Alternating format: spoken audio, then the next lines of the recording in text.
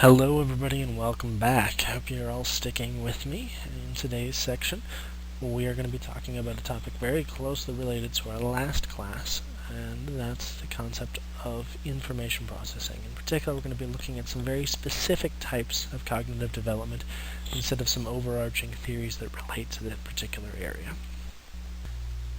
The way I thought we'd do this today is start off with a little activity. Now, obviously, I can't make you can't make you participate in this activity.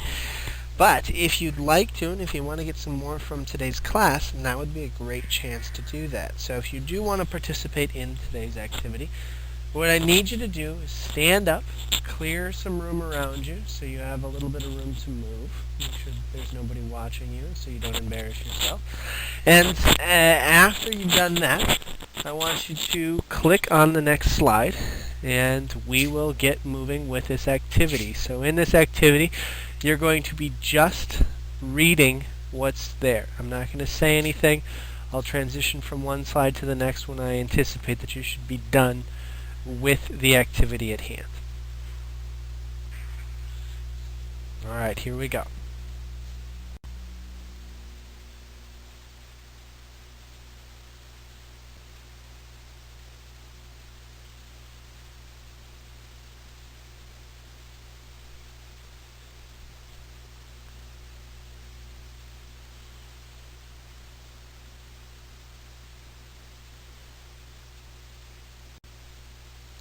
Four.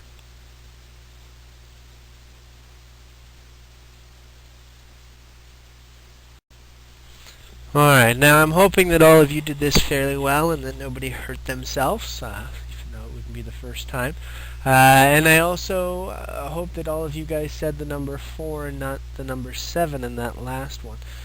Most of you probably did do that. In fact, most of you probably thought this was fairly simple. But in actuality, when we're young, when we're infants, the ability to do these things and understand exactly what these commands are, or these requests are, is almost impossible. But at your age and your ability levels, all of these tasks should be doable. And that's because you're much, much better at a process that we call information processing. And when we talk about information processing, we're actually addressing a number of behaviors. It's actually a very complex connection of different actions for us to be able to process that information that was being presented to you in that little presentation or that little activity. It's also very complex when we're trying to do anything that we're interacting with in our environment. And that's because in order to process information, we need to do a bunch of different things with it. First of all, we need to be able to attend to it. So we need to be able to focus our attention, focus our mental resources and our energy at whatever we're trying to actually process. Now, after we attend to specific things, we need to be able to actually encode or recognize the stimuli as being something and take that encoding and actually use it to access our memory as to what that particular item or that interaction term actually means. So we need to pay attention to it, recognize what's important, recognize what it actually is, and once we recognize what it is, we also can tap into our memory and encode what we might need to do with it. After going through that process, that kind of interaction between attention and memory, we need to move on to the next step, and that's actually to think about it. So to be able to process what we're actually seeing, make sense of what the next thing is, and kind of go back to our memory as to some of the outcomes or options that we have with this particular item or with this particular stimuli. And after thinking about it for a short period of time or a long period of time, we get to respond. So when we look at behavior, when we look at how you're doing things, most of us see those behaviors that we just elicited in that little activity as being just stimuli being presented to us and us doing something. It's responding to the stimulus the way we're supposed to. But when we look at very complex behavior and very simple behavior, there's actually a lot going on within our heads. And this ability to attend, remember, and think about objects or think about stimuli is something that requires a lot of development, and it takes time for us to get really good at that. And in today's class, we're going to focus on those three aspects of attention, memory, and thinking so we can see how the developmental process actually allows us to do all these specific behaviors with relative ease by the time we become adults.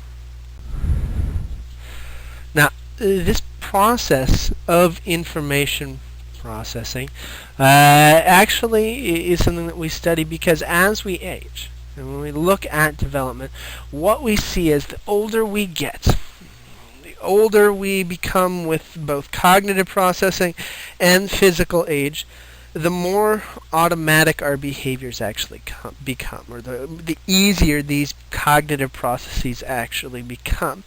And this is actually a process that we call in cognitive psychology automaticity, the ability to do a task, something that was originally very difficult, with little or no effort. And as we age, what we see up until about the age of 40 or 50 is that most of our behaviors, most of the things that we do with processing and reactions to things become quicker and smoother with time.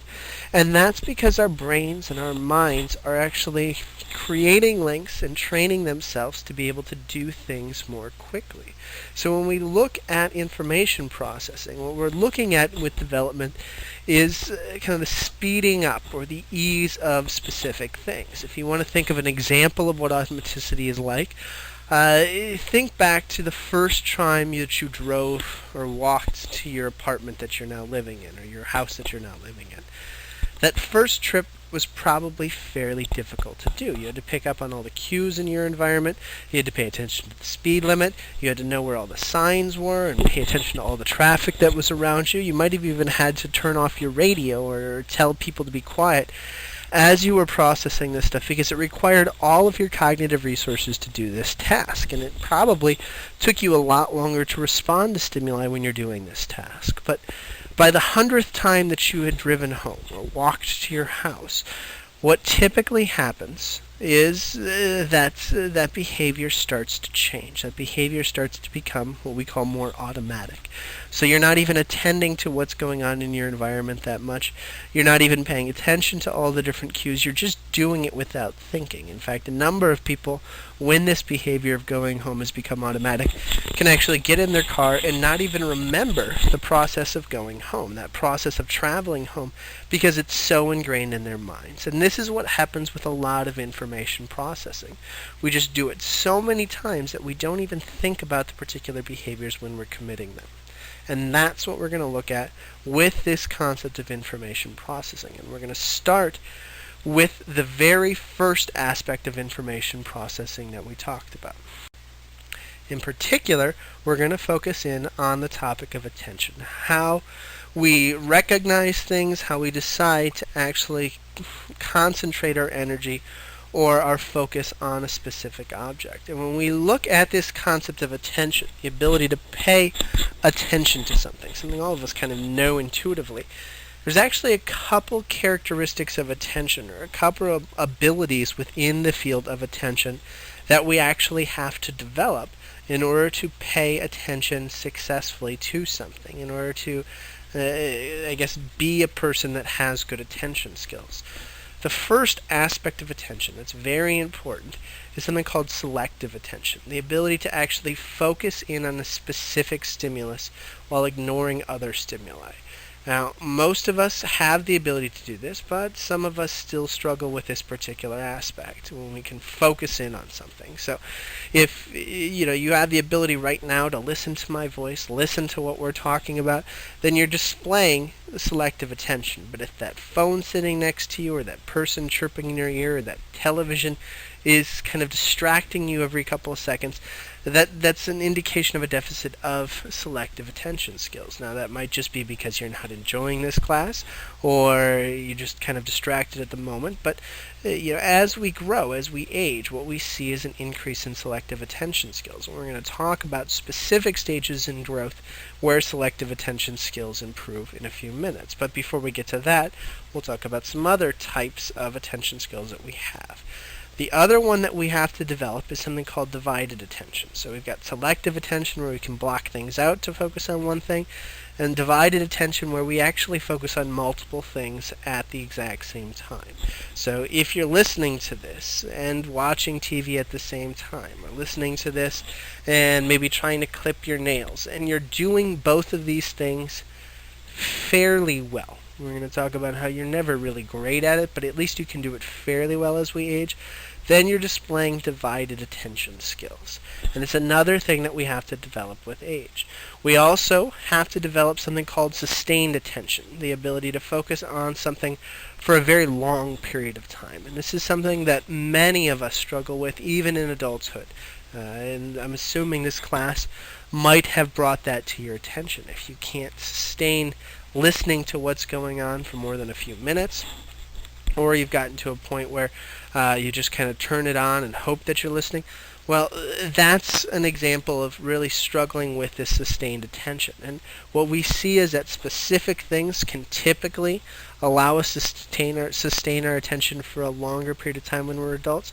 But as children, as we're infants, this ability to sustain attention is almost impossible. So even though we might not always have great sustained attention, growth in the ability to sustain our attention, especially when we want to, is another aspect of development.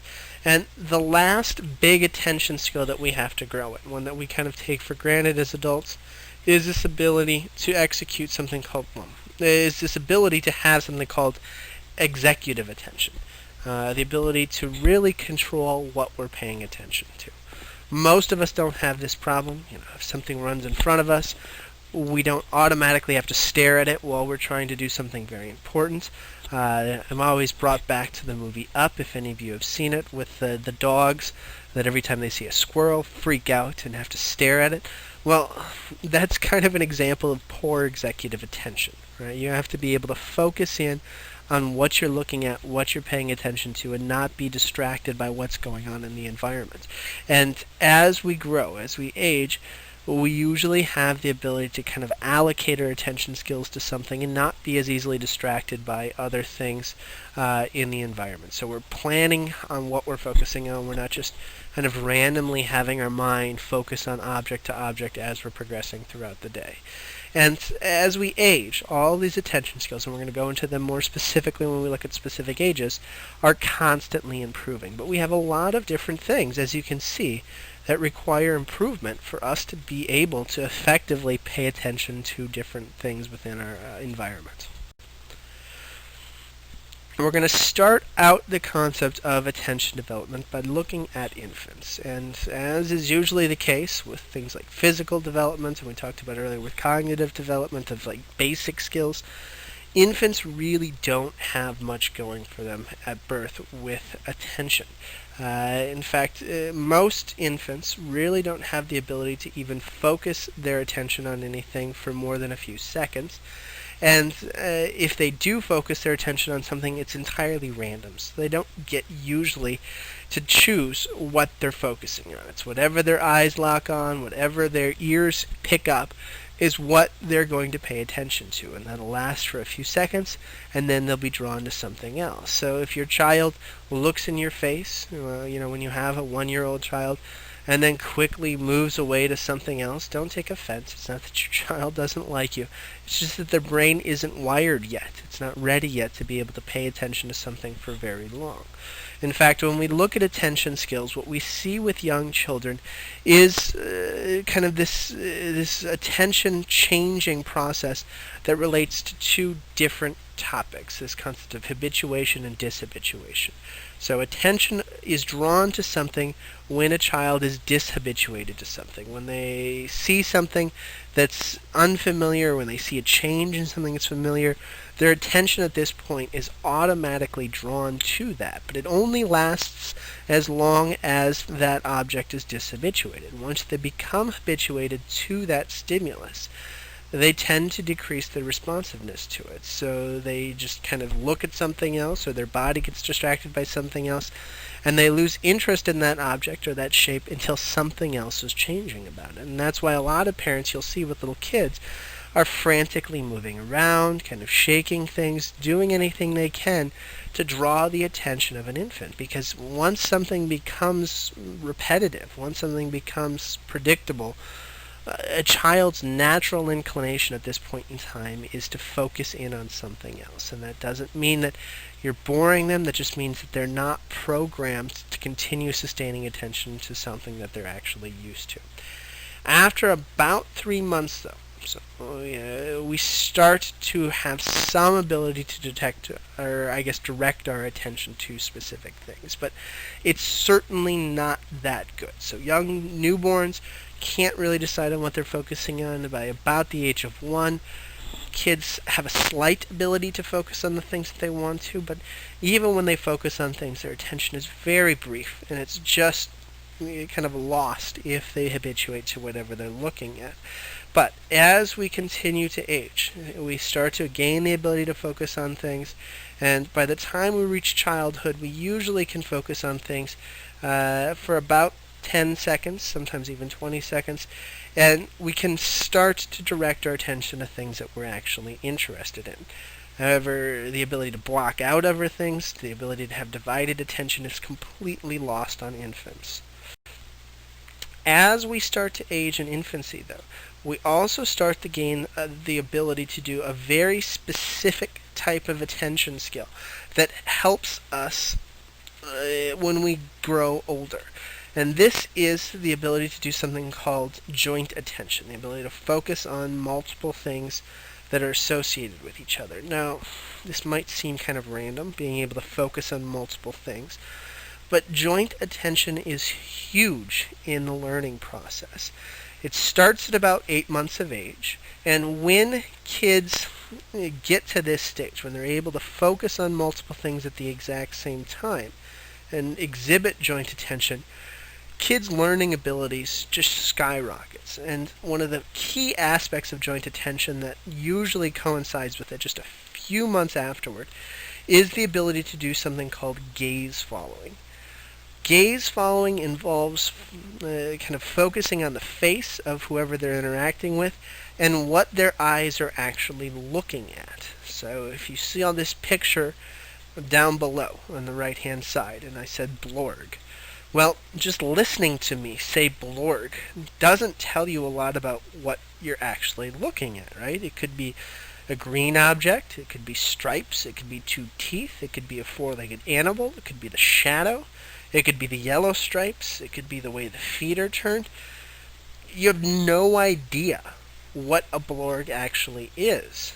So if a child's trying to learn language, and I just show them this picture and say Blorg, it'd be impossible for that child to actually pick up on what that actually is. But if a child was able to focus in on my eyes and saw that I was focusing down on the shadow or pointing at the shadow with my finger and saying Blorg, then a child could very, very quickly pick up on the fact that the shadow, that dark spot, is what indicated Blorg. So when they saw another Blorg in the future, they could actually say Blorg correctly. And this ability to kind of gain joint attention is not randomly coinciding with the growth in language development. In fact, once joint attention is mastered, in particular gaze following is mastered, you see a huge explosion in language abilities in children. In particular, once the physical growth within the mouth and the vocal region is progressed enough for a child to actually be able to speak clearly. But a child starts to learn words very, very quickly, even if they can't speak them, once these joint attention skills are actually gained. And we see this not only as a way to learn things, but we also see a lack of joint attention skills is a very big indicator of other cognitive problems. In fact, one of the critical indicators of one of the biggest problems that we're encountering nowadays, autism, is kind of this lack of joint attention skills. So when a child doesn't seem to be able to focus on a person's face, or isn't really picking up on those signals, usually that's a very big precursor indicator that a child might struggle with autism. And usually kids who really don't master this by about the age of 2 see or taken to clinicians to see whether or not this child does indeed suffer with autism. And joint attention skills, if a child does suffer with autism or anything on the autism spectral disorder category, if a child struggles with that, usually that's one of the things they focus on, is gaining the ability to understand other people's meanings or finding ways around these lack of joint attention skills that these kids often struggle with. As we grow, though, move past infancy and move into childhood, our attention skills start to grow. In fact, one of the big things we see by the time kids reach about the age of 2 or 3 is the fact that they go from being able to focus on things for 10, 20, 30 seconds to being able to focus on things for a half hour or an hour. And this is most notable when you look at television watching behaviors of young children. If you have an infant that's watching television, you probably have noticed by now that they'll watch for a few seconds and then get distracted by whatever's moving on in their environment, and only occasionally be brought back to the television when there's a loud noise or something moving around. With 3-year-olds, though, you can squat them in front of a television and they'll stare at it for hours. And that's because they've mastered the ability, or they started at least gaining the ability, to focus on something for a sustained period of time. They're not still capable of watching, a 4-hour movie or something that they're bored with, but they have started to gain the ability to really focus on something for an extended period of time. And, that's not saying that I want you to take all children and place them in front of a television because they can do it, but it is an indication of their growth in attention skills. They also, in addition to being able to focus on things for longer, start to have the ability to really control their attention. So that executive attention skill starts to emerge when children get to about the age of 2 or 3, where they can start focusing in on what they actually want to focus on and move their attention from one object to the next with relative ease. However, even though their attention skills are definitely growing, there are some things that kids still struggle with. One of the things that kids struggle with is this concept of something called salience recognition. It's the ability to really focus in on what's critical in a scene or what's critical in their environment. So a child can very easily focus on one topic to the next, but when you tell a child or ask a child what they saw, what they experienced, what you can often see with young children is that they see and focus in on really random things. A great example of this is when you have a 5-year-old or a 4-year-old come home from school and you ask them what happened. Well, if you ask them what happened, they're going to tell you some random stuff, right? They're going to say, well, my shoe was untied and then the walls were green, and then Mrs. Smith had purple hair today and she baked cookies for lunch, and then Bobby yelled ouch.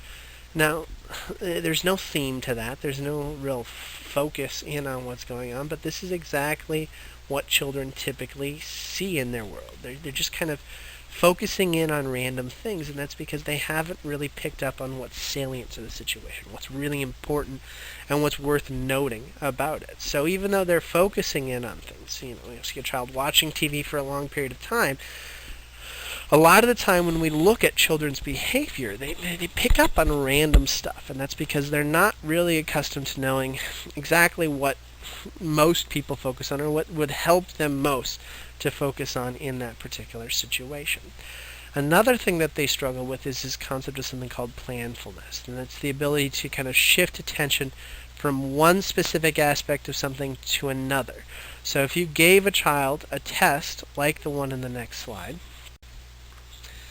and asked them to identify the difference between the picture on the left and the picture on the right, knowing that there's 11 things that are different between these two things, a child would have no idea how to do this. They would just be completely lost. But as we get into adulthood, hopefully you guys can pick up on those 11 differences between the two pictures. Now, I know you guys will probably want to do this, so please, if you do, pause, take a second, do this game, and what you'll probably be able to do is identify about 9 or 10 of the differences between these two pictures, even though there's actually 11.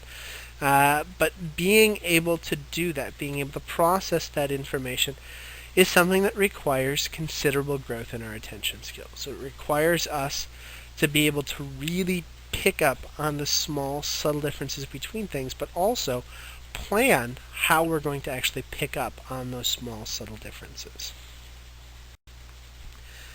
As we get into adolescence, we get much better at directing our attention of things. We pick up on exactly what we'd like to be able to pay attention to, and in fact, our attention skills improve so greatly, and we become more and more automatic with our attention as we age, that we start to kind of extend ourselves, and we start to do something called multitasking. Now, all of you probably know what the word multitasking theoretically means, but as psychologists, we define it as the ability to dedicate our attention to multiple things. So we can pay attention to music while we're doing our homework, or we'll have the TV on in the background while we're trying to have a conversation. And what most adolescents start to do is really push the boundaries of their multitasking skills. So they'll be talking on the phone while listening to music and trying to do their homework. And what we see in numerous studies is that adolescents do actually improve their multitasking ability. But in all reality, multitasking is something that they're horrible at. They're not very good at. So a lot of times when you look at the homework of a kid that's been on the phone, you can see a huge decline in their performance. And unfortunately for us, as we age, we're never really good at this. So for those of you that insist that you can do your homework while listening to your favorite music, or those of you that insist that you can have a conversation while something else is going on in the background, let me tell you right off the bat, you can't. Okay? You can't have a phone conversation without getting distracted behind the wheel. You can't text anybody, no matter how good you are, while driving or trying to do something, and do both of those things effectively. Our brains aren't hardwired to actually do that. In fact, our multitasking skills as we get into adulthood and late adulthood only get marginally better than they were as adolescents, and adolescents aren't very good at this.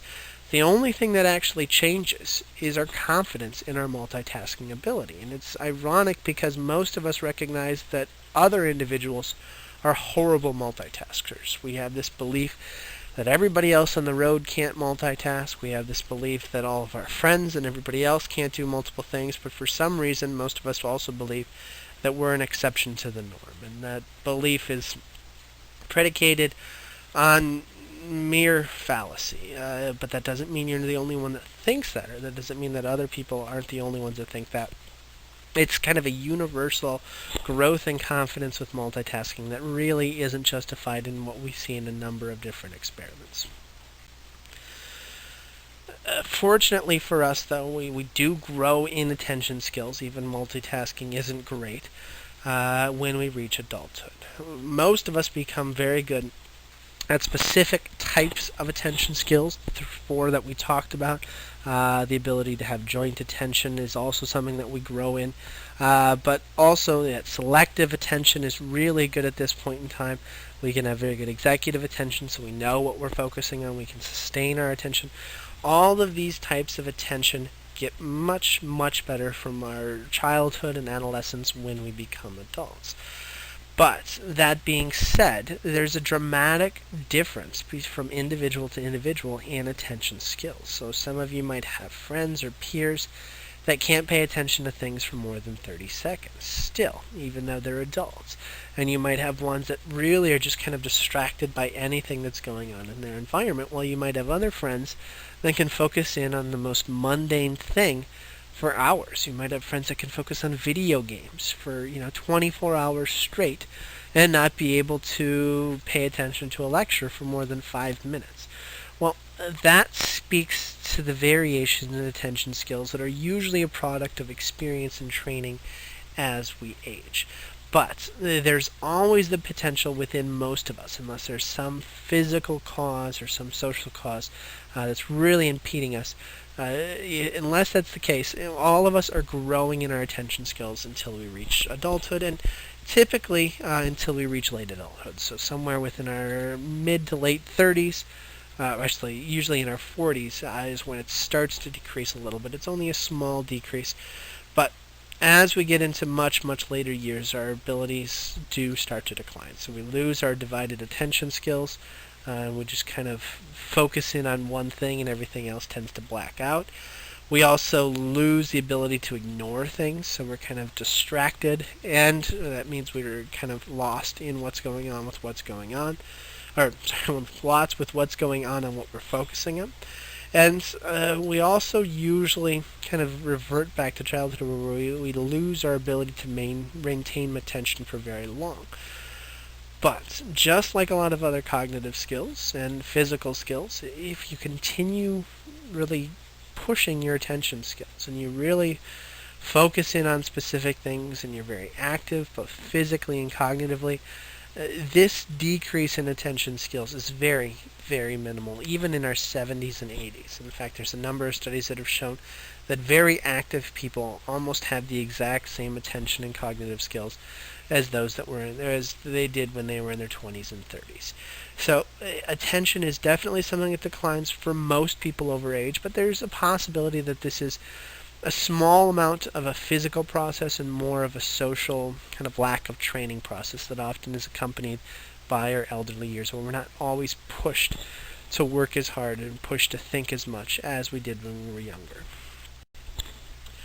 This marks the end of the attention section. Now, last class we didn't have a break, and I kind of noticed with the write-ups that there was a lack of depth in some of the write-ups. So what I thought we'd do is go back to the breaks for today's class. So please, if you can, if you haven't already, take a few minutes off. Go get a drink of water, do whatever you need to do. Come back and we're going to focus in on the last two aspects of our information processing, and that's memory and thinking. So we'll come back in a few minutes, and I guess I'll see you then.